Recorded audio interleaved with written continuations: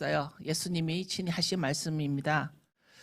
하나님은 하나님을 드러내실 때에 만나는 사람에 따라서 하나님의 그 소개를 다 각자 다르게 하시는 것 같아요. 하나님이 모세를 만났을 때는 야훼 바훼라는 단어를 쓰셨습니다. I am that I am, or I am who I am 이렇게 소개를 하셨죠. 내가 바로 그로라 이렇게 소개를 하셨습니다. 하나님이 아브라함을 만났을 때는 가장 먼저 자기를 소개할 때 I am El Shaddai, 나는 전능한 하나님이다. 하나님이 아브라함을 만날 때는 전능하신 하나님으로 소개를 하셨습니다. 뭐죠? 하나님은 아브라함을 만날 때 가장 먼저 아브라함과 언약을 맺을 일이 있었던 거죠. 아브라함은 그 전까지는 우상 숭배를 했던 집안이기 때문에 당연히 하나님을 모르는 자죠. 그런 아브라함에게 나는 전능한 자다, 엘샤다이다. 그 전능함이 왜 필요했냐면 내가 너와 지금 언약을 맺을 텐데 나는 내가 너에게 이루는 맺는 언약을 충분히 이룰 수 있는 전능한 자다라는 뜻으로 얘기를 하는 것입니다. 지금 하나님은 아브라함과 어떤 언약을 맺으려고 하시기 때문에 이제 전능자로 소개를 하시죠. 그 맺을 언약을 이룰 수 있는 능력자. 근데 여러분 오늘은 조금 우리하고도 상관 있고 중요한 것 같습니다. 아브라함과 맺는 하나님의 언약은 아브라함에게만 하는 것이 아니라 아브라함과 그의 후손과 하는 언약이라고 말씀하십니다. 창세기 17장 7절에 보면 내가 너에게 언약을 세울 텐데 내가 언약을 나와 너와 내 대대 후손 사이에 세워서 영원한 언약을 삼고, 여러분 하나님이 맺는 아브라함의 언약은 삼자 언약이에요. 삼자 언약. 이 삼자 언약은 제가 지은 말입니다.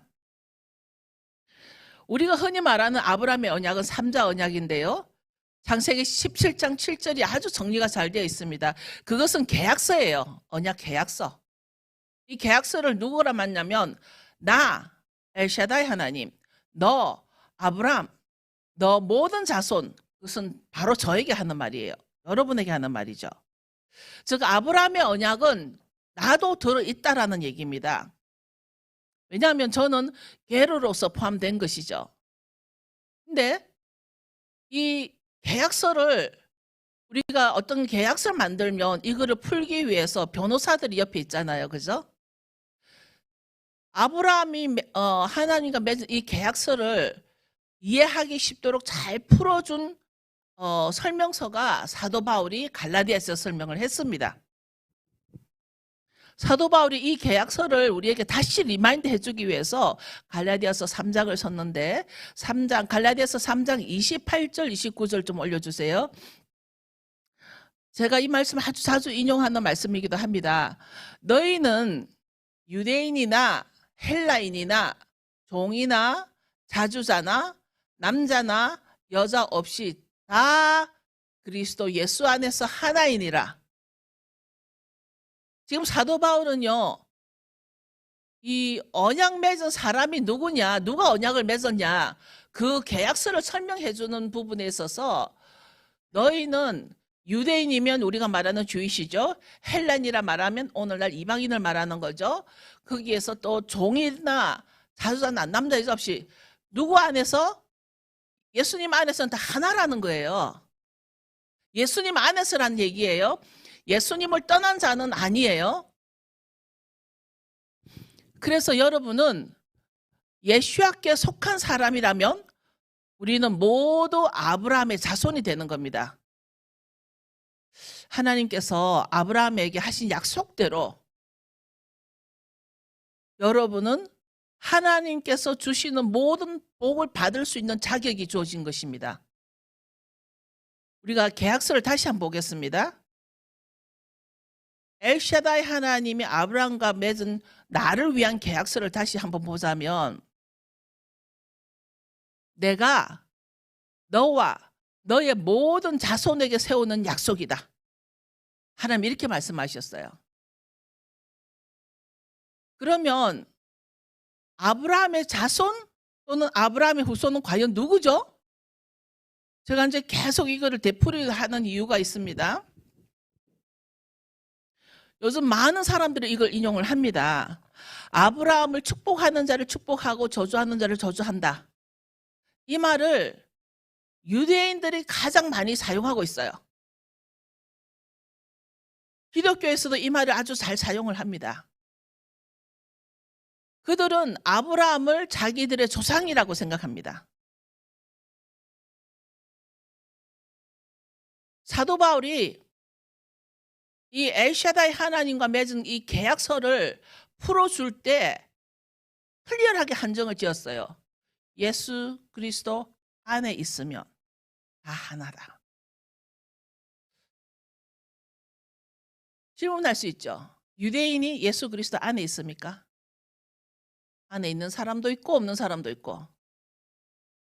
이방인이 예수 그리스도 안에 있습니까? 있는 사람도 있고 없는 사람도 있고. 이게 내가 나의 어떤 정체성에 있어 내가 유대인이냐 이방인이냐 뭐 종이냐 이게 문제가 아니라는 얘기예요. 내가 예수 그리스도 안에 있냐 아니냐 이게 초점이라는 얘기입니다. 제가 그렇다라면 이 다음에는 또 그럼 예수 그리스도 안에 있다라는 말은 너에게 과연 어떤 걸 말하냐, 누가 예수 그리스도 안에 있는가, 이거를 좀 얘기를 하고 싶기도 합니다. 오늘은 제가 하고자 하는 말은 그것이 아니기 때문에. 그들은 모두 다 아브라함을 자기들의 조상이라고 하는데 혹시 여러분 생각에 아브라함은 나의 조상이 아니야 라고 생각하는 사람 있습니까? 기독교인 여러분, 뭐 메시아닉 여러분, 한국 백성 여러분, 혹시 여러분 생각에는 아브라함은 내 조상이 아니야 라고 생각하는 사람 있습니까? 그러나 하나님은 아브라함에게 너와 너의 후손, 너의 자손 모두라고 말씀을 하시고 계약을 하셨습니다. 그 자손이 누구인가는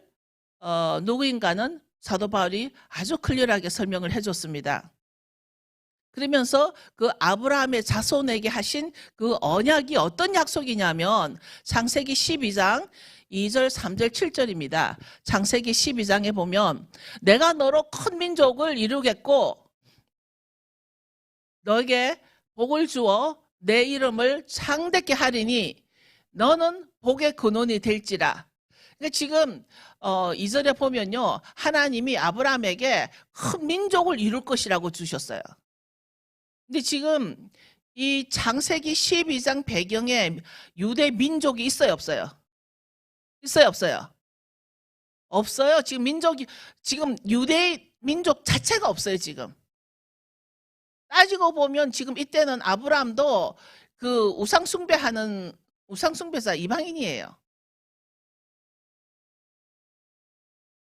큰 민족을 이루고 너게 복을 주어 내 이름을 창대케 하리니 너는 복의 근원이 될지라. 3절 너를 축복하는 자에게는 내가 복을 내리고 너를 저주하는 자에게는 내가 저주하리니 땅의 모든 족속이 너를 인하여 복을 얻을 것이니라. 여기 두세요. 3절에 누가요? 땅의 모든 족속이 너를 인하여 복을 얻을 것이니라. 우리가 유대인들의 가르침과 신학의 가르침이 이렇게 반대되는 경우가 있어요. 그런데 어떤 경우는 우리 스스로가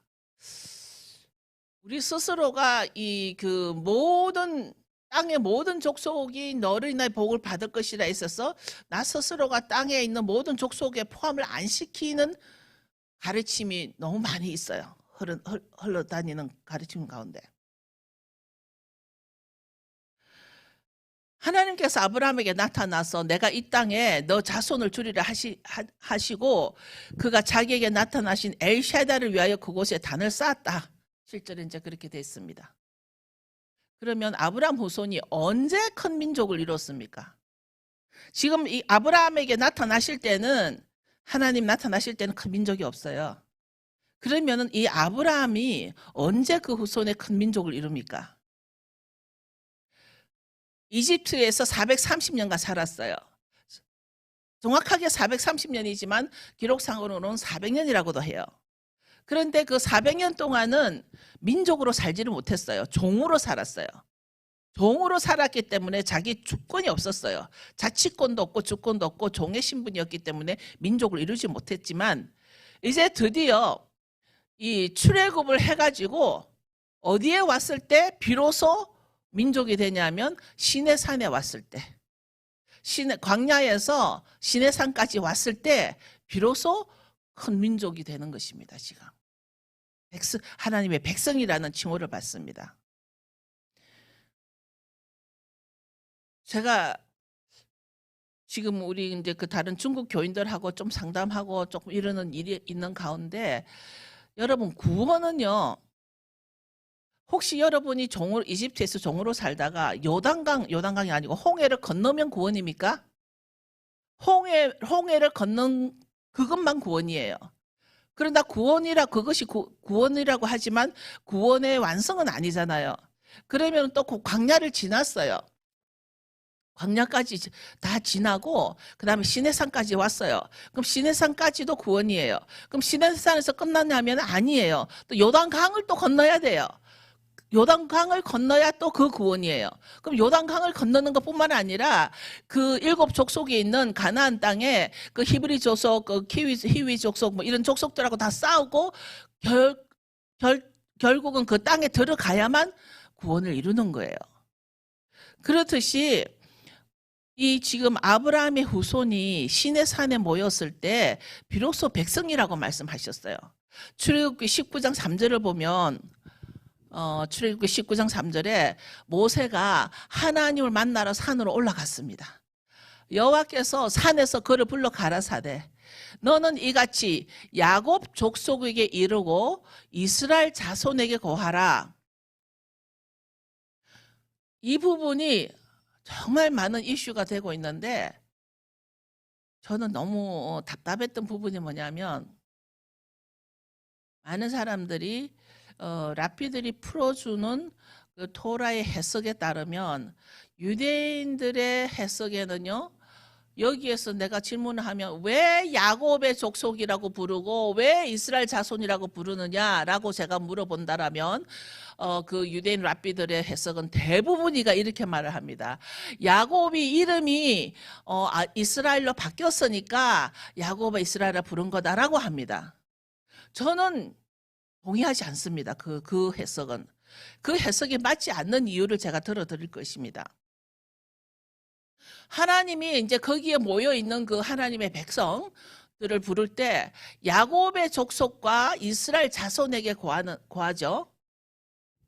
그런데 이 부분도 늘 이제 문제가 되긴 합니다. 여러분 하나님이 야곱에서 이스라엘로 바꿔줬으면 이스라엘이라고만 부르든지 못하러 구태여 야곱을 부르고 이스라엘을 부르겠습니까? 여기에서 출애굽할 때 같이 고난의 광야의 행진을 다 같이 하고 온 한 그룹이 있어요. 누구예요? 허다한 잡족들이요. 같이 출애굽한 허다한 잡족이 그 수가 적지 않은 숫자예요. 여기에서 뭐라고 그러냐면 House of Jacob, People of Israel로 불렀어요. 컴플리트 주이시 바이블에 보면 이 이스라엘 자손과 야곱의 족속을 어떻게 설명했냐면 House of Jacob, 이건 혈통이에요. House of Jacob은 집안에서 내려오는 혈통이에요. 근데 이스라엘 백성을 부를 때 컴플리트 주이시 바이블에서는 People of Israel이라 그랬어요. People of Israel. 그러면 제가 또 물어보기를 원합니다. 그러면 그 시내산에까지 같이 온 허다한 잡족은 어디에 있냐? 뭐라고 부르냐? 그 허다한 그 이집트 사람들, 컴플리트 주이시 바벨에는 mixed crowd also went up with them. 분명히 이 허다한 잡족들도 그들과 함께 올라갔더라 돼 있어요. Mixed crowd also went up with them. 그러면 하나님이 그 백성들을 부를 때 그 잡족들은 만약에 오늘날 그 유대인들이 설명을 하는 이건 다 야고보 족속을 말하는 거다. 그러면 허다한 잡족들은 어디에 있어? 그러니까 지금 그래서 제가 구테여 컴플리트 주시 바이블을 찾아본 이유가 뭐냐면 how they call them. 야곱은 house of 야콥이라고 부르고요. 이스라엘은 people of 이스라엘이라고 불렀어요. 그래서 이 people of 이스라엘은 허다한 잡족이다라고 제가 그래서 말을 하는 겁니다. 시내산까지 가서 같은 대열에 있던 그 잡족들을 하나님은 people of 이스라엘이라고 불렀던 거죠. 근데 대부분의 유대인들은 이 허다한 잡족에 대한 존재를 설명하려고 하질 않아요. 인정하려고 하질 않아요. 제가 지난주에 할라카에 대해서 조금 나눈 게 맹목적으로 유대인을 우상화하지 말라는 얘기예요. 유대인들의 가르침 가운데는 토라를 벗어난 아니면 토라에 더 추가를 한 그들의 사람의 계명이 들어있기 때문이고 예수님은 그 사람의 계명을 가지고 하나님의 계명을 없애려고 한다. 책망을 하신 기록이 있기 때문입니다. 하나님을 믿고 따라 나온 아브라함의 후손이라고 보는 것입니다. 이 모두가 야곱의 족속이든 이스라엘 자손이든 하나님 믿고 따라 나온 아브라함의 후손이라는 얘기예요. 창세기 12장 3절에 보면 땅의 모든 족속이 너를 인하여 복을 얻을 것이다. 이거는 안 올려도 될 것 같습니다. 근데 로마서 4장 9절을 보겠습니다. 이게 사도 바울이 이 부분에 있어서 아주 클리어하게 보충 설명을 해주신 것이 그런즉 이 행복이 할례자에게뇨 혹 무할례자에게도뇨 대저 우리가 말하기를 아브라함에게는 그 믿음을 의로 여기셨다 하노라. 유대인들 4장 10절에 그런즉 이를 어떻게 여기셨느뇨? 할례시냐 무할례시냐? 할례시가 아니라 무할례시니라. 이게 무슨 말이냐면 하나님이 아브라함과 언약을 맺을 때 지금 오늘날 유대인이 하는 말을 그대로 한다라면 하나님이 아브라함과 언약을 맺을 때 아브라함이 할례를 받은 자예요, 안 받은 자예요? 안 받은 자예요. 하나님의 언약은 할례와 상관없이 아브라함이 할례가 없을 때 하나님이 불러내셨고 그 믿음으로 행함으로 언약을 받은 거예요. 할례를 받기 전입니다. 아브라함이 할례를 받기 전에 믿음으로써 의롭다함을 받은 것이라는 것입니다. 쉽게 말하면 여러분 아브라함의 언약은 전 인류적인 언약이라는 것입니다. 이 땅의 모든 족속이 복을 받을 것이라고 하셨고 아브라함의 언약은 전 인류적인 약속인 것이지 이것이 유대인 거다 이게 아니라는 얘기예요. 전 인류라는 말은 예수 그리스도 안에 있는 자들 하고자 하는 말은 유대인에게만 국한된 것이 아니다라는 얘기입니다. 창세기 28장 14절을 보겠습니다. 오늘 좀 말씀이 많거든요. 창세기 28장 14절에 아브라함을 통하여 모든 인간에게 선포하신 것이다. 땅의 모든 족속이 너와 너 자손을 인하여 복을 얻을 것이다. 누구를 인하여? 아브라함을 인하여. 자, 아브라함은 유대인입니까? 아닙니까? 확실하죠? 아브라함은 그냥 우상 숭배하던 그 메소포타미아 수메르 문명에서 잘 먹고 잘 사던 그냥 우상 숭배하던 한 남자였어요. 지금 그때에 유대인이고 이방인이고 사실은 그 자체가 없는 겁니다. 그런데 지금 하나님이 그 아브라함을 불러내서 너 말이야 땅의 모든 족속이 너 때문에 잘 먹고 잘 살 거야. 이런 언약을 하신 거예요. 근데 이거를 사도 바울이 어떻게 정확하게 추가 설명을 해줬냐면 로마서 4장 18절입니다. 로마서 4장 18절에 아브라함이 바랄 수 없는 중에 바라고 믿었으니 바랄 수 없는 중에 아브라함 유대인도 아니요. 그냥 그저 그 동네 자기 동네에서 섬기던 우상 숭배하던 그러니까 바랄 수가 없는 중이었어요. 그러나 바랄 수 없는 중에 믿었고 너 후손이 이 같으리라 하신 말씀대로 많은 민족의 조상이 되게 하려 하심을 인함이라. 그러니까 네 자손이 이와 같이 많아질 것이고 자기가 많은 민족의 조상이 될 것이라고 믿고 그것을 소망하였다는 것입니다. 아브라함 그것을 100% 믿었다는 것입니다. 이래서 이제 세월이 흘러 약속의 땅, 젖과 꿀이 흐르는 땅이 이스라엘이 이제 된 것입니다. 그 가나안 땅이 이제 이스라엘이 된 것입니다. 그 후에 이 많은 백성들이 이제 이스라엘에 가서 살다가 많은 전쟁과 포로로 잡혀가다 보니까 디아스포라가 생기게 되었어요. 전 세계적으로 디아스포라로 흩어지게 됐습니다. 모든 나라에 그 이스라엘의 흔적이 없는 나라가 거의 없을 정도로 이 디아스포라가 생기게 된 것이죠. 그러다가 48년 5월 14일 날 1948년 5월 14일 날 인간의 힘이 아닌 하나님의 아브라함에게 약속을 이루시기 위해서 하나님 그 나라를 다시 재탄생시키는 것입니다. 독립이 아니에요. 탄생이 되는 거예요. 새로 재탄생이 되는 것입니다. 그리고 그 땅에 다시 이제 그 나라가 탄생됐으니까 뭐가 필요해요? 헌법이 필요하고 행정이 필요하고 주권이 필요하고 국가로서 이루어야 될 그 기능이 다 있지 않습니까? 그래서 다시 지도부가 생기고 행정부가 생기고 각자 헌법이 생기게 된 것입니다. 1948년 5월 14일 이후로.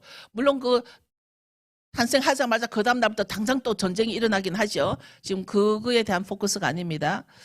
가장 뜨거운 감자 역할을 하게 된 것이 바로 이스라엘에 일어난 이민법이에요. 이민법. 왜냐하면 지금 전 세계 흩어지는 디아스포라가 이스라엘로 돌아오게 해야 될 거 아니에요. 그러면 누구를 받아줘야 될 거냐. 이민법이 각 나라마다 있지 않습니까? 우리 대한민국 사람들은 그 이민법에 예민하죠. 다 잘 알고 있죠. 과연 누구를 유대인이라고 할 것이냐. 과연 누구를 이스라엘 시민권을 줄 것인가. 이게 엄청난 문제가 된 것입니다. 2000년간 디아스포라 해 있던 이 사람들이 막 각자 흩어져서 뭐 흑인도 들어오고 뭐 그 중국 계통도 들어오고 인도 계통도 들어오고 뭐 남미 계통도 들어오고 이 사람들 다 생긴 게 달라요. 유대인은 유대인인데 생긴 게 다 달라요. 그래서 이런 그 디아스포라들이 흩어져 살 때는 자기들이 받은 핍박 때문에 부모들이 아이들의 성까지 바꿔버렸어요. 제가 옛날에 노르처치 다닐 때 미스터 그린이라는 그린 목사님 계셨어요. 근데 그분 이름이 그린스바로인가 그래요. 그린스바로. 그게 유대인 이름이에요. 그러니까 그 그린스바로 뒤에 그린스버거를 빼버리고 그냥 그린으로만 자기가 이름을 썼다는 얘기예요. 그린이라 그러면 유대성이 없으니까. 그러니까 많은 부모들은 자기 자식들에게 유대인이라는 것을 숨기고 살아온 사람들도 우리 주위에 많이 있습니다. 많이 봤죠? 그러면 이스라엘 행정부에서 이민을 할 때 이스라엘 그 여권을 내줄 때 누구를 유대인이라고 믿고 내주겠느냐는 거예요.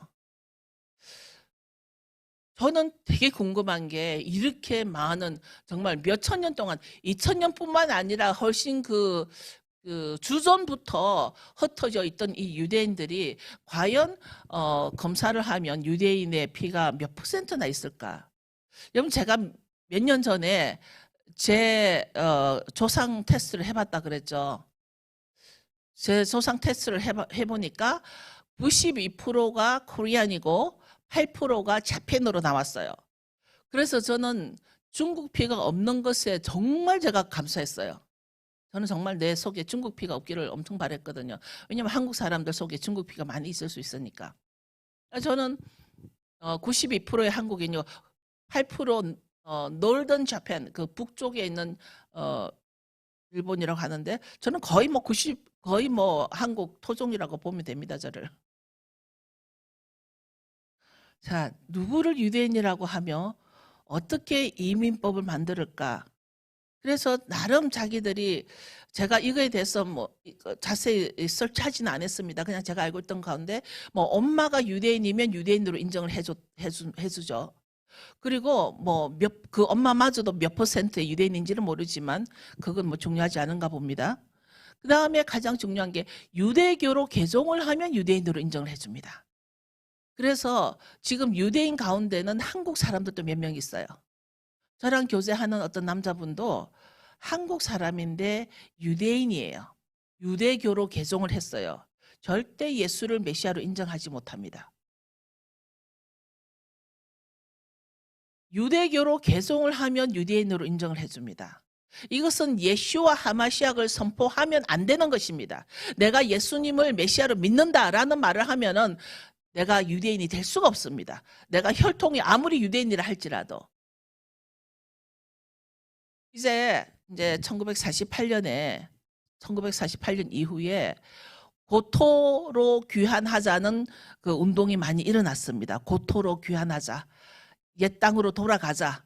이런 운동이 많이 일어났습니다. 그래서 그중에 어떤 단체가 생겼는데 알리아 사역이라는 프로젝트가 생긴 것입니다. 알리아는 going up, 올라간다라는 얘기예요. 사실은 알리아는 어떤 프로젝트 이름이지 알리아가 곧 예루살렘으로 간다라는 말은 아니에요. 사실은 유대인들이 알리아라 하는 말은 정말 보좌로 올라간다라는 얘기예요. 주님 만나러 뭐 천국 간다라는 얘기를, 또는 예루살렘으로 올라간다 이런 얘기를 할 때 알리아라는 쓰는 거죠. 근데 그 중에서 예루살렘에 이스라엘의 주이시 에이전시라는 곳이 있어요. 주이시 에이전시. 여러분 이제 지금부터 잘 들어보십시오. 이스라엘의 주이시 에이전시라는 곳이 있는데 이곳에서는 무슨 일을 하냐면 흩어져 있던 디아스포라들이 다시 이스라엘에 돌아와서 정착할 수 있도록 도와주는 에이전시예요. 처음에는 유대인들의 도움으로 다른 유대인들이 이 주이시 에이전시에 헌금을 많이 했습니다. 그래서 다른 유대인들, 즉 뭐 러시아에 살고 있는 유대인들 또는 뭐 이디오피아에 살고 있는 유대인들 각 다른 나라에 흩어 살면서 고토로 돌아오고 싶지만 그 옛 땅으로 돌아오고 싶지만 비행기표가 없어서 또는 돈이 없어서 못 오는 자들에게 이 주이시 에이전시가 그 역할을 많이 했어요. 그래서 처음에는 이 주이시 에이전시가 유대인들만의 도움으로 이 일을 시작을 했습니다. 그런데 이제 점점 유대인들로부터 헌금이 점점 줄어들고 도움이 필요하게 되니까 이 주이시 에이전시, 유대교인들입니다. 유대인들입니다. 예수를 메시아로 믿지 않는 단체입니다. 이 단체들이 어디에 손을 뻗치냐면 기독교에 손을 뻗칩니다. 기독교로부터 도움을 받습니다. 그 중에서도 우리 대한민국 기독교가 가장 친절합니다. 우리 대한민국 백성들은 참 친절합니다. 이 사람들이 예수를, 그러니까 적그리스도죠. 표현을 하자면 예수를 인정하지 않습니다. 그런데 교회에 와서, 한국에 있는 교회들에 와서 이 알리아 사역에 대한 설명을 막 합니다. 유대인이. 어떤 목사님은 이것이 예수를 믿지 않는 단체이기 때문에 헌금을 안 하는 교회도 있고, 어떤 교회는 교인들에게 몇 억 원을 지금 몇 억 원이 뭐 밀리언 억 원이 아니고 뭐니? 밀리언 달러가 넘는 돈이 한국 교회에서 이 주이시 에이전시로 들어가서 알리아를 합니다. 알리아를 시킵니다. 제가 정말 기도하고 큰 마음 먹고 이 설교를 하는 이유가 있습니다. 여러분들은 알아야 되기 때문에. 이것이 문제가 뭐냐면, 제가 아까 왜 아브라함의 언약을 왜 자꾸 설명했냐면, 아브라함의 언약은 나와도 상관이 있기 때문에 모든 민족이, 모든 사람이 다 고토로 돌아갈 수 있어야 된다는 것입니다.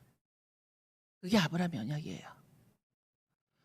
그런데 어떤 육적 이스라엘이 48년에 탄생이 되면서 세워진 이민법에는 유대교만, 이 예수를 믿는 기독교나 메시아닉이나 인정을 하지 않는 거예요. 제가 하는 말은 오해 없으시기 바랍니다. 제가 알리아 자체를 반대하는 게 아닙니다. 문제가 뭐냐면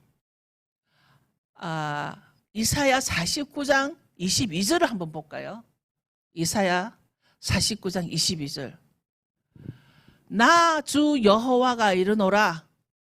내가 열방을 향하여 나의 손을 들고 민족들을 향하여 나의 기호를 세울 것이라. 나의 기호를 세울 것이다. 내가 내 깃발을 들 것이다 이거예요. 이게 그 영어로 보니까 내 배너를 세우겠다. 내가 깃발을 들 것이다. 그들이 너의 아들들을 품에 안고 내 딸들을 어깨에 메고 올 것이다. 하나님이 사인을 주겠다는 거예요. 하나님이 내가 너에게 백성들에게 신호를 보내겠다. 그러면 너는 그 너희 아들들을 업고 딸들도 업고 돌아와라 이거예요. 지금 오늘날 많은 문제가 되고 있는 여러 곳곳에서 저는 하나님의 어떤 하나님의 사업, 이런 뭐 주이시 에이전시든 뭐 샵에 이스라엘이든 저는 그거에 상관하지 않습니다. 거기에 얼마나 많이 돈이 들어갔건 말건 저는 상관하지 않습니다. 그러나 가장 문제가 되는 것은 그것이 과연 하나님의 깃발에 사인이 왔냐 이거예요. 나는 그것이 하나님의 깃발의 사인이 아니라고 보는 게 뭐냐면 이민법의 메시아닉은 받아들이지 않는 것은 아직 하나님의 때가 아니라는 얘기예요. 예수를 인정하지 않는 자들만, 그러니까 지금 곳곳에 이디오피아에도 아주 큰 문제들이 있고요. 또 곳곳에서 알리아를 하려고 하는데 너 예수를 믿으면 안 돼. 예수를 내려놔야 돼. 개종해야 돼. 어디로? 유대교로 개종을 해야 이스라엘로 돌아올 수 있는 자격이 주어지는 거예요.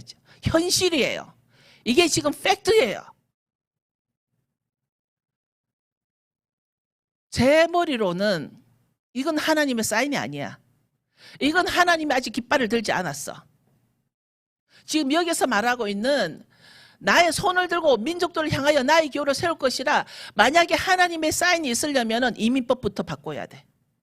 이민법을 바꿔서 예수를 메시아로 믿는 유대인들도 돌아올 수 있어야 돼. 아멘. 이 분별이 안 된 사람들이요, 자기들에게 당연히 뭐 주이시 에이전시에 뭐 엄청난 돈을 그 모금해다 갖다 주는데 당연히 자기에게 지위를 무슨 자리를 줄 거 아니에요. 무슨 뭐 아시아 담당이라든가 어느 나라 담당이라 뭔가 지위를 줄 거 아니에요. 그거에 눌려서 교회마다 다니면서 헌금을 모금을 해서 알리아 사역을, 성경 말씀을 내밀면서 돌아올 거라고. 하나님은 항상 때를 따라 운행하신다. 하나님은 하나님의 때에 따라 운행하신다. 하나님 분명히 우리에게 사인을 주신다고 하셨다. 하나님은 모든 종말도 선지자에게 고하지 않고는 행하지 않으신다고 말씀하셨다. 맞죠? 하나님은 여기에서도 내가 깃발을 세워서 사인을 주겠다. 근데 그 사인이 어떤 사인인지는 모르겠어요. 그러나 적어도 지금 현실적으로 바라볼 때 예를 들어서 이디오피아에서 이런 일이 있어요. 이디오피아에 유대인들이 많은 거 아시잖아요. 그 시바 여왕 후손들 때문에.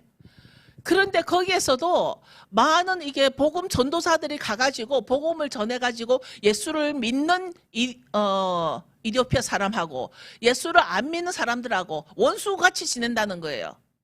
그건 이디오피아에서 직접 복음을 전했던 사람들 직접 들은 얘기예요.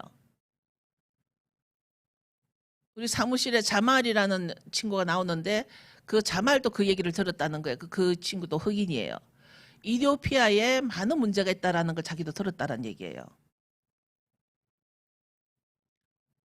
무슨 말이냐면은 이디오피아에서도 많은 사람들이 알리아를 합니다. 이스라엘로 들어갑니다. 그래서 뭐 사람이 들어가면은 당장 살아야 될 집도 있고 뭐 돈이 많이 들어가는 건 당연하겠죠. 그런데 거기에 들어올 수 있는 자격을 유대교인으로만 딱 국한됐단 말이에요. 그러면은 당연히 이디오피아에 사는 것보다 이스라엘 가서 사는 게 좋겠죠. 그러려면 뭐를 해야 돼? 개종을 해야 돼요. 개종이 뭐예요? 배교예요, 배교. 배교예요, 여러분. 예수를 내려놔야 돼요. 자, 이런 육적 이스라엘의 이민법이 문제를 일으키고 있는데 저는 안타까운 게 그 많은 돈과 그 많은 지적 에너지와 여러 가지 그 힘을 가지고 차라리 이민법에 가서 로비를 해라는 거예요. 이민법을 바꾸라는 거예요. 이스라엘 국회 앞에서 이민법을 바꿔달라, 메시아닉도 받아달라, 예수를 메시아 받아달라, 로비를 해라는 거예요. 그 많은 돈으로.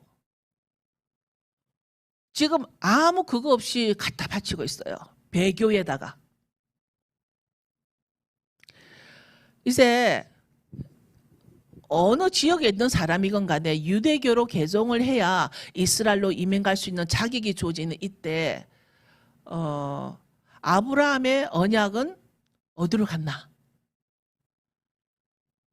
아브라함의 언약은 모든 자손과 맺은 언약이고 또 이사야서 보면은 내가 민족들에게 손짓을 하겠고 깃발을 들어서 백성들에게 신호를 보낼 것이다 라고 얘기를 하셨는데 Rising my banner for the people Complete Jewish Bible에 이렇게 돼 있습니다.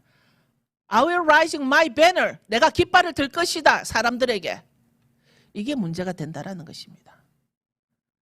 깃발을 들어 신호를 내게 보내겠다는 것은 하나님의 때를 알려주겠다라는 것이죠. 그럼 그것이 지금 그때인가? 이민법이 바뀌지 않는 이상은 그때가 아니라고 봅니다. 예수를 메시아로 믿는 유대인들도 알리야를 할 수 있어야 된다는 것이 저의 주장입니다. 그러나 지금은 그렇지 않다라는 것이죠. 유대교로 개종을 해야 합니다. 실제로 여러 나라에서 알리야 사역을 하는 사람들은 유대교로 개종하도록 설득까지 한다라는 증거가 나왔습니다. 예수를 내려놔라. 너가 지금 상태에서는 이스라엘로 못 간다. 그런데 점점 예수를 믿는 기독교 단체에서 엄청난 돈들을 샤베 이스라엘이나 주이시 에이전시 같은 곳에 많은 기독교 현금이 들어가서 알리야 사역이 일어나고 있습니다. 요즘 엄청 홍보도 하기도 합니다. 여러분 많은 메시아닉들 가운데 유대인인데 예수를 믿는 사람 가운데 이 이디오피아 못지않게 어려운 사람들이 많이 있습니다. 내 주위에도 예수를 믿는 유대인 가운데 아파트 렌트비를 못 내는 사람이 있어요. 알게 모르게 제가 그쪽을 헌금을 좀 하고 있어요. 하나님의 말씀과 위배되는 일이 일어나고 있다는 것입니다. 사람들 가운데는 궁교 사역을 하는 사람들도 있어요. 이스라엘에. 키친숲인가 숲 키친인가 하는 궁교 사역하는 사람도 있어요. 저는 그것은 별개 문제라고 봅니다. 배고픈 자에게는 전 인류적으로 배고픔을 도와줘야 돼요. 궁교 사역을 해야 돼요. 배고프지 않게 해야 돼요. 궁교 사역은 개종을 요구하지 않아요. 어떤 사역이 개종을 요구하지 않으면 그것은 문제가 되지 않는다는 얘기입니다. 제가 전하고자 하는 것은 예수를 메시아로 믿는 사람을 개종시켜서 알리야 시키려고 하기 전에 이제 그 많은 힘으로 이스라엘에 가서 이민법부터 개종시켜라. 개헌시켜라. 아브라함의 모든 후손이 원하는 자는 알리야 할 수 있는 그 깃발을 세울 수 있어야 된다는 것입니다. 하나님의 깃발을 세워 신호탄을 보내는 것은 바로 이 이민법이 개헌될 때 일어날 수 있다고 봅니다. 끝으로 예수님의 탄식을 들어보기를 원합니다. 마태복음 23장 37절 오늘 본문으로 택한 것입니다. 예수님이 뭐라고 하셨냐면 예루살렘아 예루살렘아 선지자들 죽이고 너에게 파송된 자들을 돌로 치는 자여 암탉이 그 새끼를 날개 아래 모음같이 내가 너 자녀를 모으려 한 일이 몇 번이냐 그러나 너희가 원치 아니하였도다. 여기 두세요. 여러분 무슨 생각이 들으십니까? 하나님은 새끼를 날개 아래 모음같이 다 모으려고 하시는 거예요. 사람의 헌법으로 너희가 원치 않는다는 거예요. 38절. 보라 너희 집이 황폐하여 버린 바 되리라. 아직도 그 때문에 앞으로 이스라엘에 어떤 일이 날지 알 수가 없습니다. 39절 제가 하고자 하는 말은 이겁니다. 예수님이 친히 뭐라고 하시냐면, 여러분 이 말씀은 여러분 같이 다 읽어보겠습니다. 시작. 내가 너희에게 이르노니 이제부터 너희는 찬송하리로다. 주의 이름으로 오시는 이여 할 때까지 나를 보지 못하리라 하시니라. 이제 예수님은 이스라엘 백성이 바루카바 베셈 아도나이라는 찬송을 할 때까지 너는 나를 못 본다는 거야. 그런데 지금 이 알리야 사역은 뭐예요? 이게 빠져버리는 거잖아요. 예수를 믿는 자는 알리야를 못 하잖아요 지금. 근데 예수님은 뭐라 그러셔요? 너가 나를 주의 이름으로 오시는 이여 할 때까지, 뭐라고요? 너희들이 나를 웰카밍 할 때까지 너 나 못 보는 거야. 바루카바 베셈 아도나이, 주의 이름으로 찬송하리로다. 주의 이름으로 오시는 이여 할 때까지. 근데 지금 알리야 사역은 이거하고 위배가 돼야 안 돼요? 어때요?